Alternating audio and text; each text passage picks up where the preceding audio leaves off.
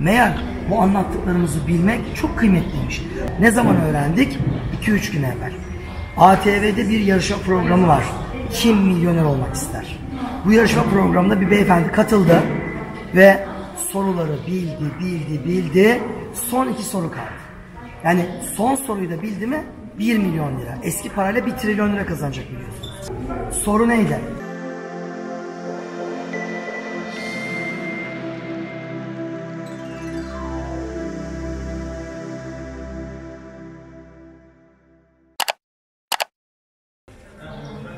Şimdi siz çok özel bir grupsunuz. Ayasofya Camii'ni gezdiğimiz. Neden?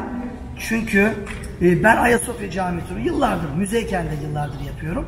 Ama biz gezerken hep böyle lay lay lom, işte cami, işte müze, işte sanat eserleri, kubbeler, kemerler geziyorduk. Meğer bu anlattıklarımızı bilmek çok kıymetliymiş. Ne zaman öğrendik? 2-3 gün evvel. ATV'de bir yarışma programı var. Kim milyoner olmak ister? Bu yarışma programında bir beyefendi katıldı ve soruları bildi. Son 2 soru kaldı.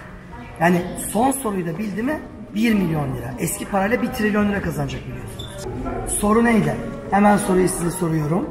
Hatta cümlesine sorayım. Cümle birebir. Hani hatası olmasın. Bakın, yarışmada yarışan beyefendi bu. Eminim kafasına duvarları çok vurmuştur. Ondan sonra hatta doğru cevabı görünce gülüyor. Hay Allah, o muydu diyor. İyi ki doğru cevap vermemiş, çünkü yanlış cevabı söylüyor sonra. Hani yani o soruyu istemiyor. Kalsın burada diyor, ona rağmen. Soru geliyor. Soru şu. Diyor ki soruda, Ayasofya Kebir Camii Şerifi onarımı sırasında dökülen mozaiklerden yapılan ve günümüzde ana giriş kapısının yan tarafında olan tuğra hangi padişaha hediye edilmiştir? Şimdi ana giriş kapısının yanında, bakın ana giriş kapımız bizim şurası. O hep kapalı tutulur. Ana giriş kapısı burası ve biz buradan giriyoruz, onun hemen yanından. Ana giriş kapısının yanı biraz daha geri. Bakın işte burası ve burada hala ayakta duran tuğra bu tuğra. Kimin tuğrası? Sultan Abdülmecid'in tuğrası. Şıklara da bir bakalım. Şıklarda ne var? Çeldiriciler. 3. Selim var. 2. Mahmut var. Sultan Abdülaziz var. Ve Sultan Abdülmecid var. 2. Mahmut biliyorsunuz. Sultan Abdülmecid, Sultan Abdülaziz'in dedesiydi. 3. Selim de 2. Mahmud'un amcasıydı. 2. Mahmud'un babası 1. Abdülhamit'in erkek kardeşiydi. 3. Selim değil. 2. Mahmud değil. 2. Mahmud'un küçük oğlu Sultan Abdülaziz değil. Büyük oğlu Sultan Abdülmecid. Benim dün Taksim Beyoğlu turum vardı. Taksim Beyoğlu turunda bir sürü elçilik binası gezdik. İşte Rus elçiliği, Hollanda elçiliği, İsveç, İngiliz elçiliği, Rus elçiliğini gezerken orada gruba bir şey anlattım. Dedim ki işte Rus çarı, İtalyan 2 kardeş vardı, mimar, Fostatiler.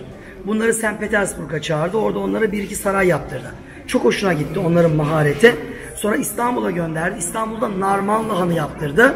Ve bugünkü Taksim, Beyoğlu, İstiklal Caddesi üzerindeki tam tünele yakın Rus sarayını yaptırdı. Bugün Rus Büyükelçilik, sefaret diyelim. Büyükelçilik artık Ankara'ya gitti. Başkent Ankara olacak. Ve ne oldu? O binayı yaptırdı. Tabi Rusların o sefaret binasını yapınca Fostatiler, bu kez Fostatiler Sultan Abdülmecid'in dikkatini çekti. Abdülmecid'den çağırdı, işleri bittiğinde gideceklerdi. Dedi ki gitmeyin, burada kalın, ben size iş vereceğim. Süleymaniye Camii'ni ve Ayasofya Camii'ni onları tamir ettirdi. Ayasofya Camii 5 yılına kısmen kapatıldı ve restore edildi. Bu restorasyonda tabi sağda solda bir sürü Roma döneminden mozaik resim var. Renkli mozaiklerden resim. Bunların bir kısmı dökülmüş yerlerde. Bu dökülen, bir yere konulmayacak mozaikleri bir araya getiren Fostatiler Sultan Abdülmecid'e bir jest yaptılar.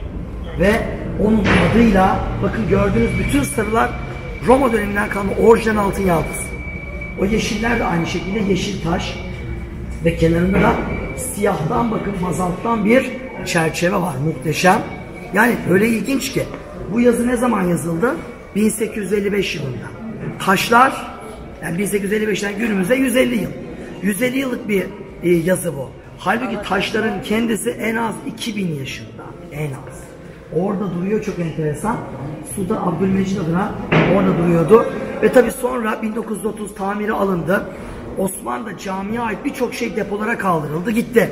Bu gördüğünüz tuğra da gitti. Yoktu. Kimse varlığından haberdar bile değildi. Allah rahmet eylesin. Biz sanat tarihçilerin pirlerinden biri olan Semavi Eyce onu depoda buldu. Bu çok kıymetli, önemli. Bu caminin, Ayasofya'nın binasının ömrünü uzatan adam Sultan Abdülmecid'in adı kapıda olmalı. Biz torunları bunu yapmalıyız dedi yetkililere ve bu tuğra getirildi. Önce o giriş narteksin kapısına asıldı. O ilk girdiğimiz kapı. Bu en son cami düzenlemesine de buraya asıldı ve burada durmaya devam ediyor. Uzun lafın kısası. Bu turlara katılmanız önemli. Yarın öbür gün bir yarışmaya katılırsınız. 1 trilyon alacakken yani bir sorudan olmayın, gözünüzü seveyim yani. Onun için hepimiz adına son derece faydalı ve sorunun cevabı Sultan Abdülmecid Han.